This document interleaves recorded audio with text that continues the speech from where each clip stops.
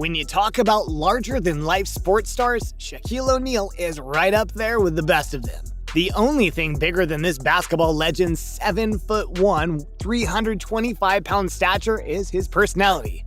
Since he retired from the game of basketball, this superstar of the hardwood has transcended the world of sport and transformed into a true household name. Yet, despite his ever-growing popularity and fame, there's still a lot of things about his life that he doesn't reveal to the public. That will be our sole focus today because in this video, we will highlight the top 10 things you didn't know about Shaquille O'Neal. But before we begin, kindly subscribe to our channel for more of our amazing content. Please give us a like, share the video, and don't forget to turn on the notification bell for timely updates of our latest uploads. Let's get it on. Number 10. He was estranged from his biological father. Shaquille Rashawn O'Neal was born March 6, 1972. He weighed 7 pounds 13 ounces, about the average for a baby. His mother, Lucille O'Neal, had just graduated high school, and his biological father, Joe Tony, was an all-state high school guard who lost his basketball scholarship to Seton Hall because of drug addiction. While Shaq was still an infant, Tony was sentenced to federal prison. When he was released, Lucille got Joe to legally relinquish his parental rights to Shaq's stepfather, an Army drill sergeant named Philip Harrison, who raised him from the time he was 2. Shaq's resulting childhood was a fulfilling one. However, he would often return to Vonda's Kitchen, a diner in Newark, New Jersey, located right below Tony's apartment, and wonder if he would run into his biological father. Once he started to make a name for himself, Tony tried reaching out. One time in Orlando, Shaq left a basketball arena through a back entrance to avoid having to have any interaction with Tony, who had shown up and wanted to meet. Shaq even publicly outlined his feelings about their intentional estrangement in a 1994 rap song, Biological Didn't Bother. But with his Basketball Hall of Fame induction on the horizon in the summer of 2016, Shaq finally agreed to meet Joe, then nearing 70, at that restaurant. "I don't hate you," Shaq told him. "I had a good life. I had Phil." Number 9. Shaq's jersey number was inspired by an NBA legend. Harrison, his stepdad, was responsible for Shaq embracing his size and using it to score under the basket, rather than deferring and shying away from his clear physical advantages. By Shaq's teenage years, Harrison had been restationed and moved the family to San Antonio. A now poised and confident player, Shaq led his high school team to a 68-1 record during his junior and senior seasons. The school didn't possess a number 33 jersey, so Shaq's attempt to honor Kareem Abdul-Jabbar, the trailblazing NBA center, were thwarted. Hence, his famous number 32 jersey was born. When he played at LSU, he was able to nab 33, but in his rookie NBA season in Orlando, veteran Terry Catledge refused to give up his 33 jersey. So it was back to 32 for life for Shaq for the remainder of his time with the Magic.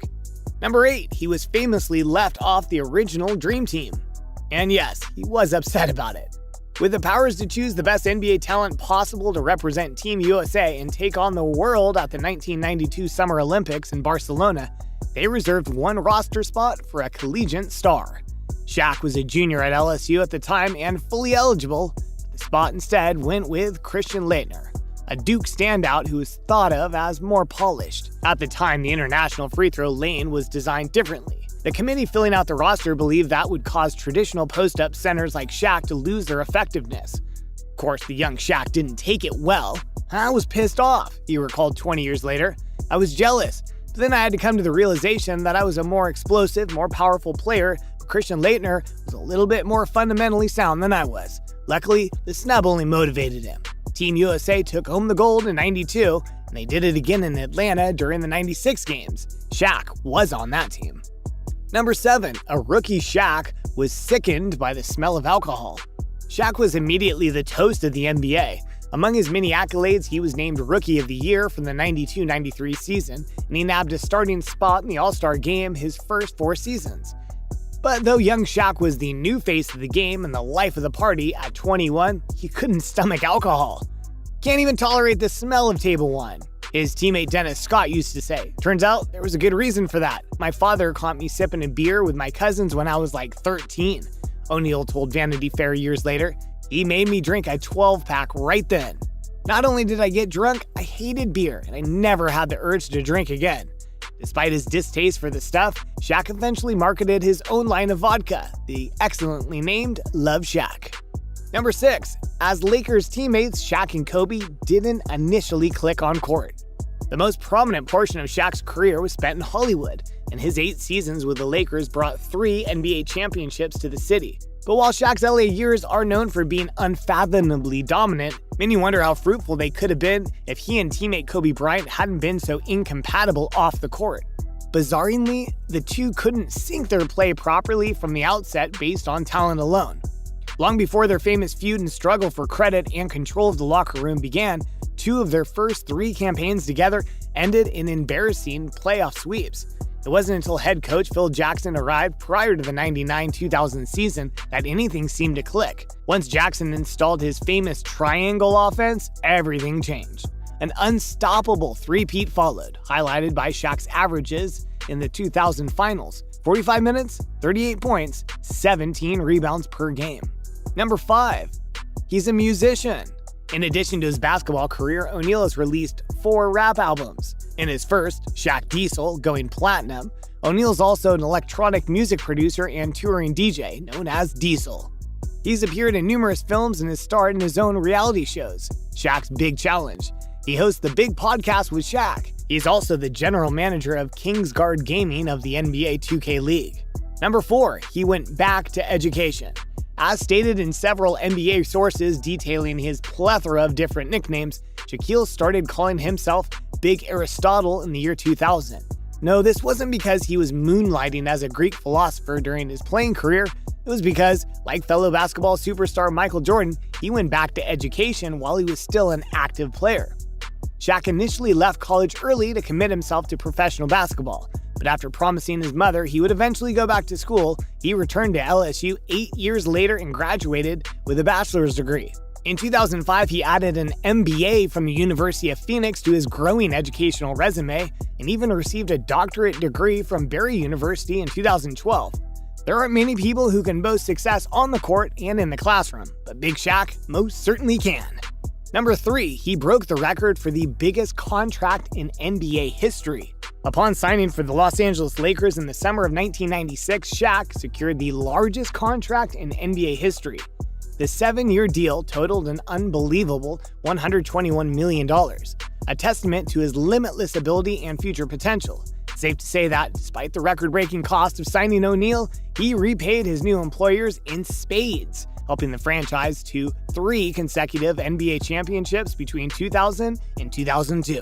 Number 2, he destroyed so many backboards that led to NBA changing the rules. Shaq soundly defeated many inferior opponents over the course of his career, and a few of those opponents were made of solid metal.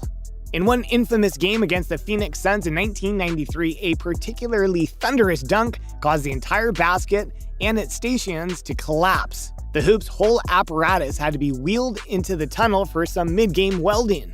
The big man made such a habit of terrorizing the equipment that the NBA freaked out and came out hard in favor of reinforcing their centerpieces.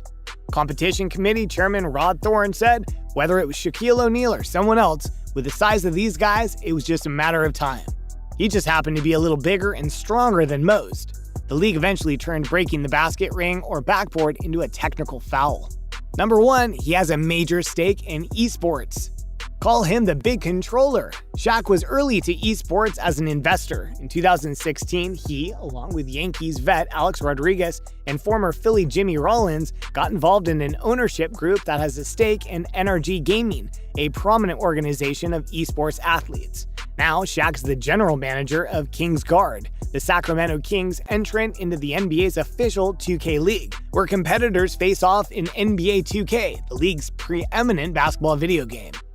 And in case you need a soundtrack to your gaming, Shaq has re-entered that space as well. He recently teamed with DJ Nightmare and Lil Jon to produce the EDM track Bang, his first new single in 20 years.